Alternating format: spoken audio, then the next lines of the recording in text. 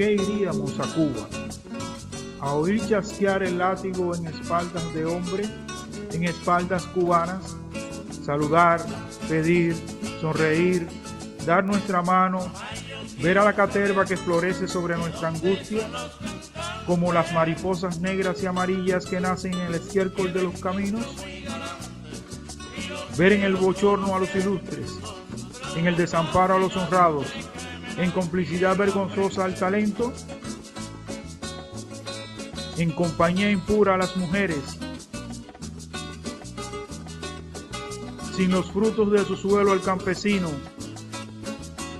que tiene que ceder al soldado que mañana le ha de perseguir hasta el cultivo de sus propias cañas.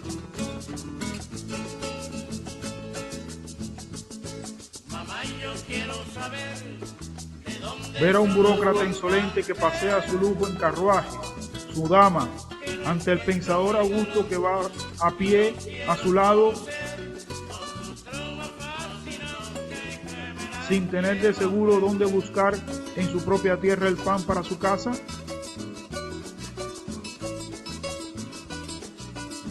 Ver a un pueblo entero, a nuestro pueblo,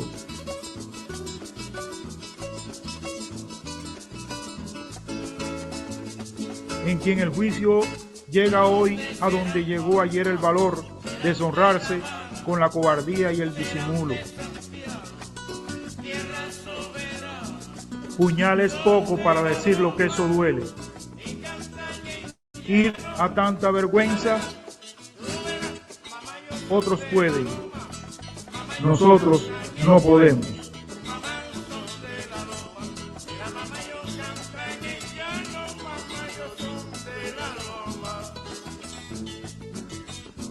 Los masones, ¿dónde están los masones? Que también es un grupo de hombres valerosos que históricamente ha defendido la libertad de Cuba. ¿Dónde están? Es la hora de que todos los verdaderos hombres salgan a la lucha. Un saludo a todos los amigos y seguidores a quienes llegue o pueda llegar el presente programa. En esta ocasión, la plataforma Inquietum inicia el presente, cuyo tema ha sido sugerido por varios amigos sobre los masones, su presencia y acciones en la actualidad en contribución a la historia, cuyo nombre se lo debemos al influencer cubano Alexander Otaola, cuando se preguntara ¿dónde están los masones?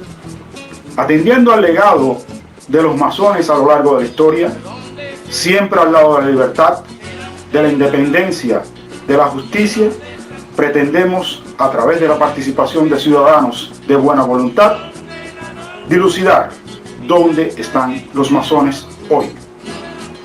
Cuando en muchas partes del mundo se atraviesa por una difícil situación, nos disponemos a buscar los motivos del silencio de los masones, los motivos de la ausencia de los masones, escudriñar en la búsqueda de la verdad de dónde están los masones. Empeñados en un despertar de su insomnio ante el reclamo de nuestro pueblo, le damos las gracias por adelantado, por estar conectado a nuestro canal y a nuestro programa. Siempre atento al conocer dónde están los masones. Sean todos bienvenidos.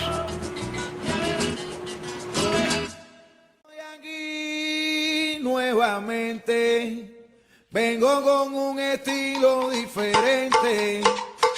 Ven pa' que nadie te lo cuente, que ahora esto se va a poner caliente. Muy buenas. Hoy queremos presentar en el marco de este programa ¿Dónde están los masones? Al licenciado Faisal Iglesias. Pasamos a hacerle la pregunta de rigor que siempre hacemos en este programa, ¿dónde están los masones? Faisal, ¿es usted masón? Los hermanos me reconocen.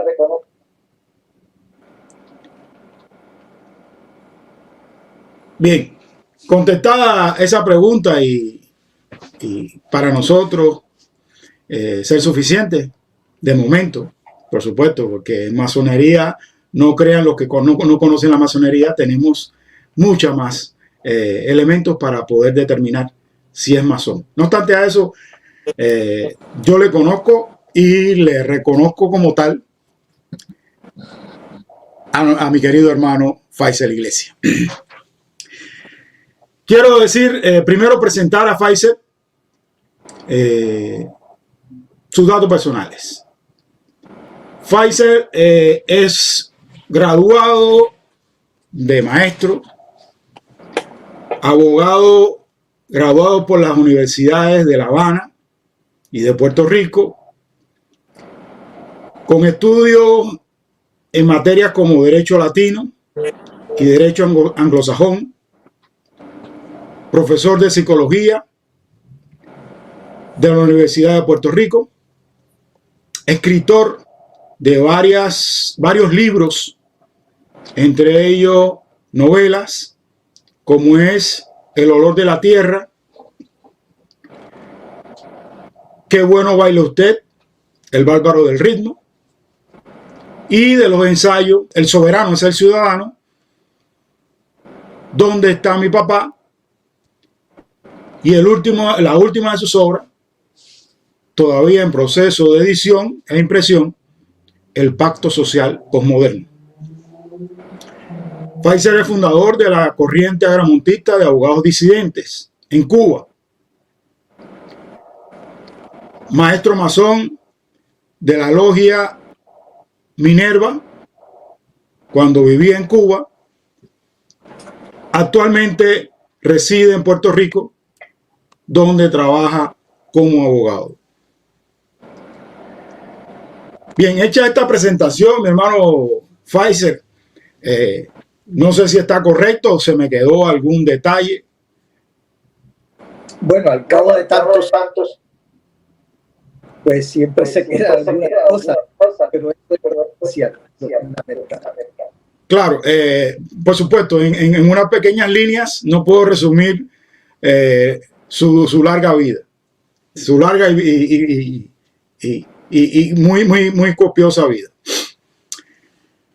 Bien, hoy pretendemos introducir el tema el pacto social posmoderno.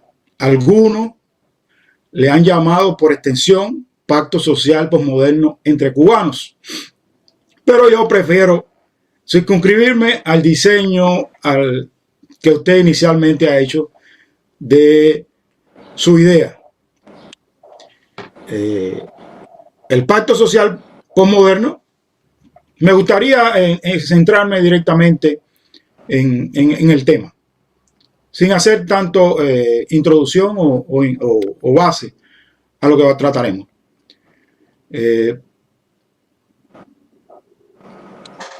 Faisel, sin irnos mucho en la fundamentación teórica que tiene el pacto social posmoderno, teniendo en cuenta a que conozco que está redactada en su libro, cuyo nombre es el mismo, Pacto Social Posmoderno, tiene toda una fundamentación teórica muy rica. ¿Qué es el pacto social posmoderno? Bueno, querido hermano, desde que la humanidad vino en conciencia de que los gobernantes deben ser el producto de los gobernados, los filósofos y los pensadores idearon dos formas clásicas de instrumentar ese mecanismo: el pacto social o el contrato social. Es una filosofía que viene de la antigüedad. Los primeros pensadores al respecto fueron Platón, Sócrates, Cicerón, etc. Y en la modernidad, lógicamente, los hombres de la Ilustración francesa, me refiero a John Locke, me refiero a Hobbes, me refiero a Montesquieu, y los padres fundadores de la Constitución norteamericana. Ahora, la diferencia que debemos discernir, que debemos de entender, es cuál es la diferencia en el modelo del pacto social y en el modelo del contrato social, que son las dos formas clásicas de crear el Estado y el derecho para una sociedad en un momento histórico determinado. Y el pacto social, pues lo idearon los pensadores antiguos y se consagró incluso en la cultura de la cristiandad. Y la primera expresión del pacto social lo encontramos en la última cena, donde Dios conviene con los apóstoles en la salvación del hombre y le consagra al hombre el libre albedrío. Esa es la raíz filosófica, la raíz histórica cultural del pacto social. Estamos hablando de que el pacto social, ya en la modernidad, los padres fundadores de la Constitución norteamericana, de la Sociedad del Estado y el Derecho norteamericano, lo concibieron como un pacto entre ciudadanos en virtud del cual se va a consagrar como inviolables los derechos naturales del ser humano, los dones que le da naturaleza al ser humano, los derechos inalienables, como los llamó después John Locke, el filósofo inglés, o como lo ha llamado más recientemente las Naciones Unidas, los derechos humanos. Y en consecuencia se crea un modelo de Estado en virtud del cual se crean las instituciones para viabilizar de la mejor manera la vida pública, pero siempre respetando los derechos inalienables del ser humano, los derechos naturales, los dones que nos dio la naturaleza, como inviolables por parte del Estado. Está, por otra parte, sin embargo, la concepción francesa, la concepción de la Ilustración, la concepción del contrato social de Rousseau, que plantean que los hombres no tienen derechos naturales, sino que los hombres llegan a unos acuerdos en virtud del cual consagran además la creación de un Estado que va a ser el encargado de garantizar esos derechos que los seres humanos se dan. Ahora, ¿cuál es la diferencia entre el pacto social y el contrato social fundamental?